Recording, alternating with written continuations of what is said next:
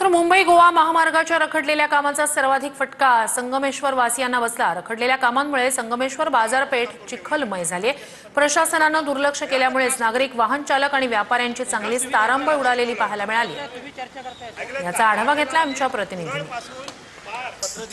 मुंबई गोवा महामार्गावर काम करणाऱ्या ठेकेदाराच्या गलथान कारभाराचा फटका अनेक नागरिकांना बसतोय।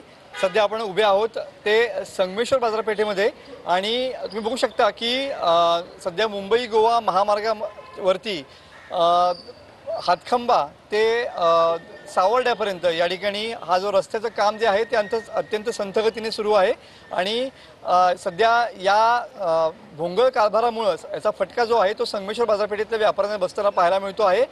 थोडा जरी पाऊस झाला तरी पण या ठिकाणी पूरसदृश्य परिस्थिती निर्माण होते आहे। आपल्यासोबत असेच काही व्यापारी मंडळी आहेत आणि इथले स्थानिक हे आहेत। साहेब, काय सांगू शकाल, नेमकं काय सध्या परिस्थिती आहे, कशामुळे नेमकं होतंय? विकासाच्या नावानं इथे लोकांची मरायची उपासमारीची वेळ आलेली आहे।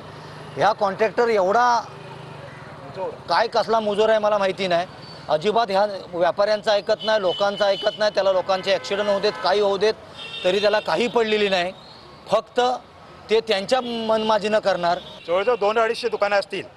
कसं आहे, हे मुळात काम जे चाललंय ना ते संपूर्ण मला वाटतं नियोजन शून्य चाललंय। कोकण हा पावसाने वगैरे सगळा भरमसाठ पाऊस पडतो। घाट माथ्यावरून जे पाणी येतं सगळं त्या पाण्याचा यांनी विचारच केलेला नाही।